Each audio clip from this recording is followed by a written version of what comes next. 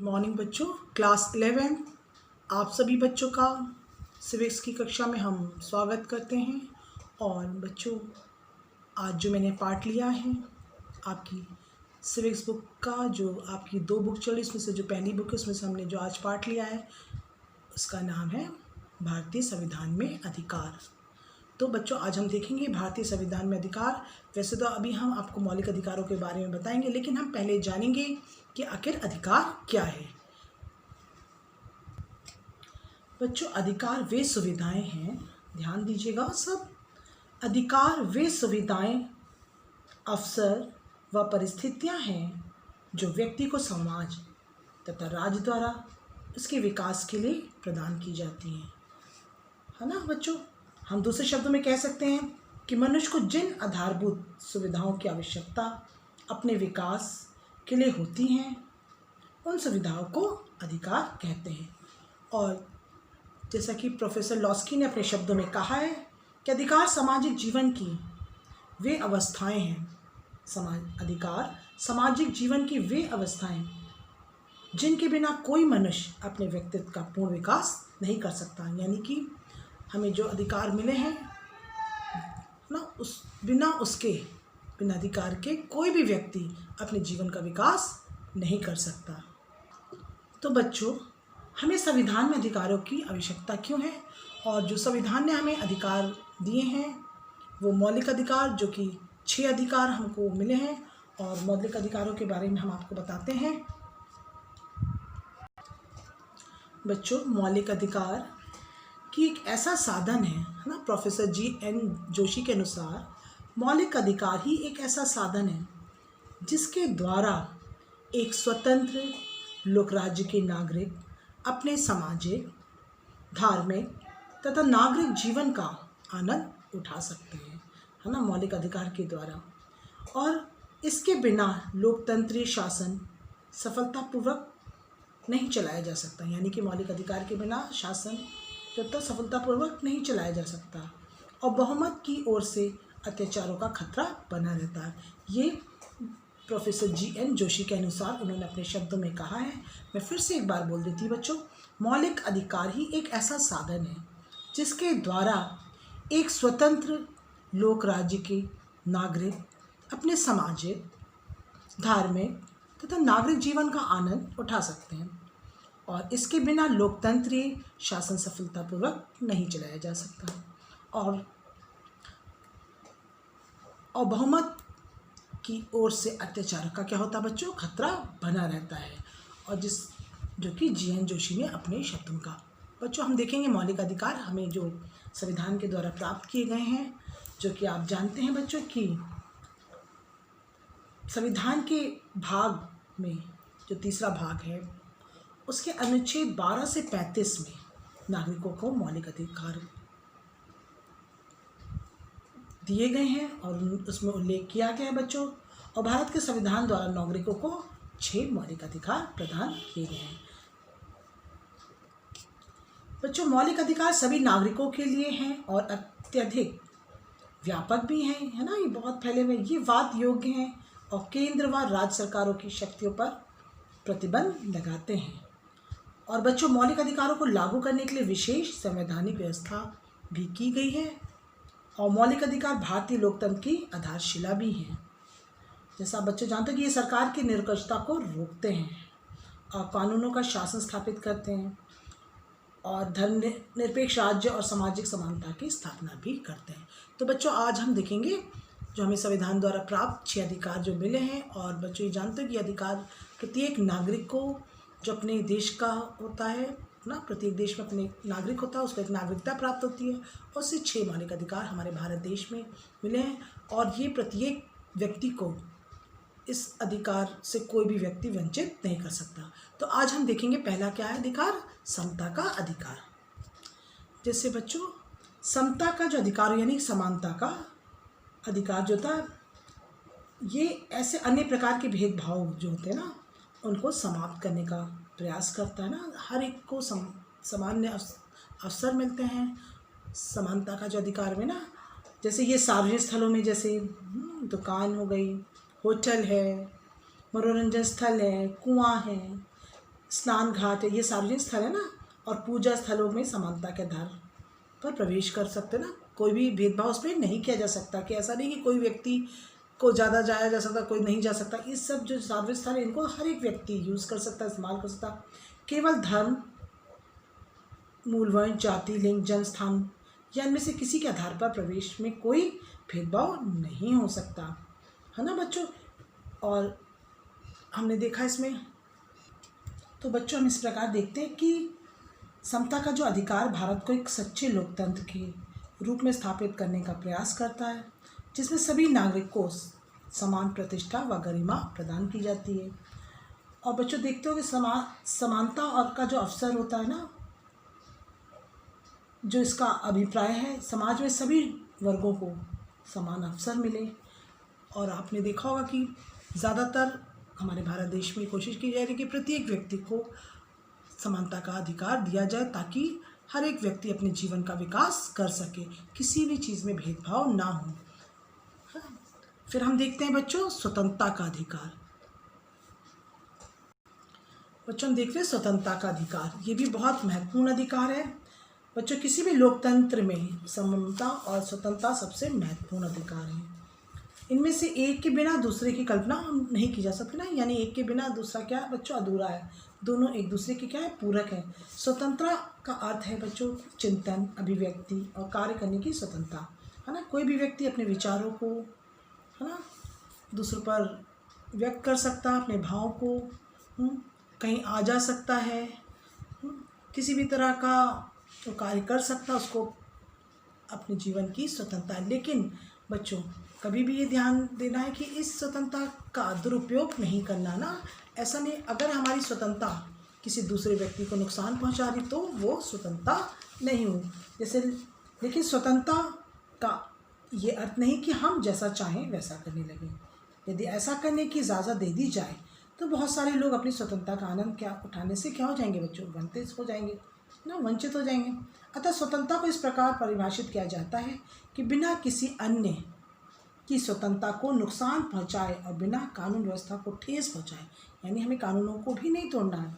प्रत्येक व्यक्ति अपनी स्वतंत्रता का आनंद ले सकता है, यानी कि हमें उस चीज़ की स्वतंत्रता जिससे आपका जीवन का विकास हो सके, है ना बच्चों। आप देखते हो कहीं भी आप आ सकते हो, आप अपनी कोई भी चीज़ खरीद सकते हो, कोई भी धर्म को अपना सकते हो, कोई भी शिक्षा को ग्रहण कर सकते हो, आप अपना जीवन का खुद संचालन कर सकते हो ना, कि हमको ये करना है। हाँ, आप आने जाने की आपको स्वतंत्रता है, किसी भी जगह आप जा सकते हैं, है ना, किसी भी शिक्षा को ग्रहण कर सकते हैं, कोई भी नौकरी को आप अपना सकते हैं, आपको स्वतंत्रता है। लेकिन हमारा संविधान कहता है कि यदि आपकी स्वतंत्रता किसी दूसरे व्यक्ति को ठेस पहुंचा रही है या कानूनों को तोड़ी तो वो स्वतंत्रता का वो नहीं है।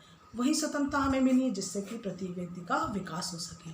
तो बच्चों हमने समानता और स्वतंत्रता का अधिकार जो हमें संविधान द्वारा प्राप्त है, ये हमारे दो मौलिक अधिकार हैं। और तीसरा है शोषण के विरुद्ध अधिकार, जो हम देखते हैं। ये तीसरा जो शोषण के विरुद्ध अधिकार, तो हम इसमें देखते हैं कि बच्चों जैसे कि कोई भी नागरिक उनके साथ किसी भी प्रकार का भेदभाव या शोषण हो रहा है उसके जीवन के साथ, है ना। बहुत से ऐसे लोग हैं बच्चों, हमारे देश में करोड़ों लोग ऐसे हैं जो गरीब हैं, दलित हैं, शोषित हैं और वंचित हैं हर चीज़ों से, है ना। उनका शोषण हो सकता है। ऐसे में शोषण को हम अपने देश में बेगार या बंधुआ मजदूरी के रूप में भी जानते हैं। इसी प्रकार के एक शोषण में लोगों को हमने देखा होगा दास के रूप में भी खरीदा और बेचा जाता है ना। इन दोनों प्रकार के शोषण पर संविधान प्रतिबंध लगाता है। बच्चों जैसा आप जानते हैं पुराने समय में ज़मींदार लोग क्या करते थे, धनी लोग जो थे बंधुआ मजदूरी करवाते थे, है ना। छोटे छोटे बच्चों को रख लेते थे, उनसे मजदूरी कराया जाता था। और लेकिन अब इसे क्या कहा जा रहा है, इसे बाल अपराध के रूप में जाना जाता है। यानी कि हम छोटे बच्चों को जो 14 साल के नीचे के, उनसे हम कोई भी उस तरह का कार्य नहीं कराया जा सकता, क्योंकि वो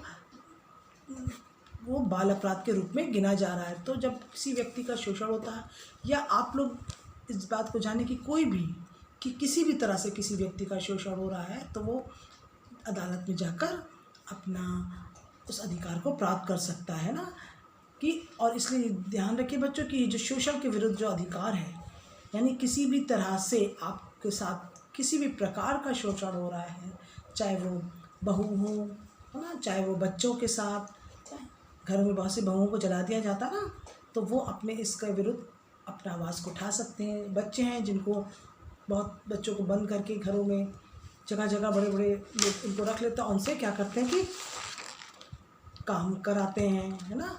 तो ये भी बाल अपराध जो है, ये भी संविधान में इसका भी विरोध किया गया है।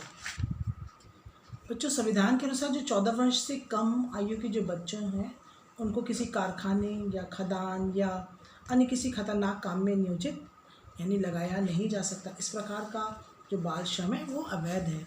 और आपने देखा होगा बच्चों की सरकार ने 14 साल तक के बच्चों के लिए अनिवार्य शिक्षा, निःशुल्क शिक्षा, है ना, कर दी गई, ताकि वो बच्चे जगहों पे काम ना करके अपनी शिक्षा को ग्रहण करें। तो बच्चों, ये शिक्षा शोषण के विरुद्ध अधिकार तीसरा है। अब हम देखते हैं धार्मिक स्वतंत्रता का अधिकार। धार्मिक स्वतंत्रता का अधिकार से अर्थ है कि हम किसी भी प्रकार के धर्म को अपना सकते हैं। कोई भी हमें अपने धर्म से वंचित नहीं कर सकता है और ना ही कोई ज़ोर ज़बरदस्ती कर सकता बच्चों की आपको इसी धर्म को अपनाना है। हम अपने धर्म को किसी भी तरह से, किसी भी रूप में, है ना, उसको अपना सकते हैं और किसी भी तरह उस धर्म को हम पूजा पाठ अपने तरीके से कर सकते हैं।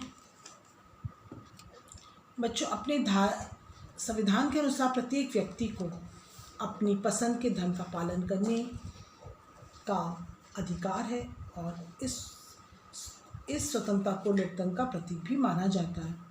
और बच्चों, लोकतंत्र में अपनी इच्छा के अनुसार धर्म पालन करने की स्वतंत्रता को हमेशा एक बुनियादी सिद्धांत के रूप में स्वीकार किया गया। तो बच्चों, कहने का तात्पर्य ये है कि प्रत्येक व्यक्ति को धार्मिक स्वतंत्रता का अधिकार प्राप्त है।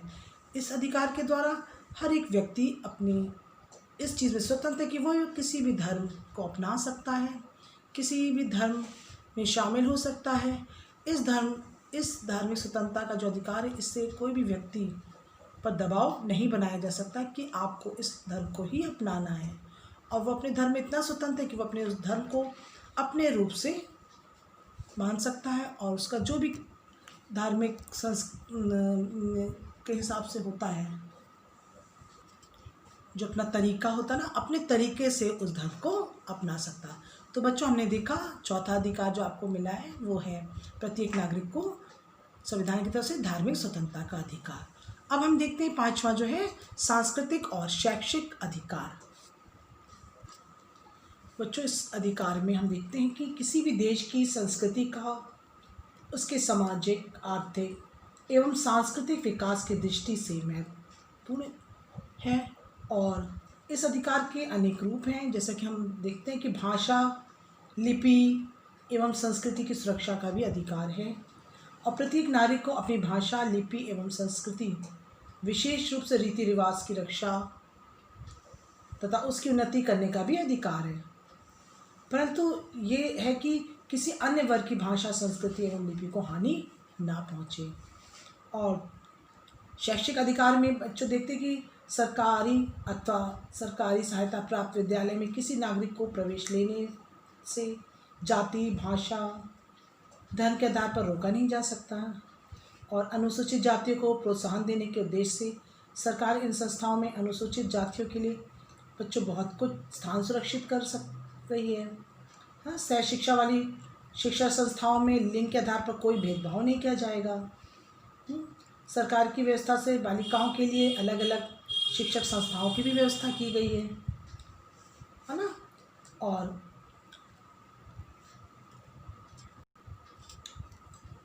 राज्य की सहायता जो अनुदान होती है ना बच्चों, सरकार सब विद्यालयों को, चाहे वे अल्पसंख्यक द्वारा हो स्थापित किए गए हों या बहुसंख्यक द्वारा, सभी को समान अनुदान देगी, है ना, और प्रत्येक को समान रूप से प्रोत्साहित भी करेगी। तो बच्चों, हमने ये वाला जो पांचवा अधिकार देखा, सांस्कृतिक और शैक्षिक अधिकार।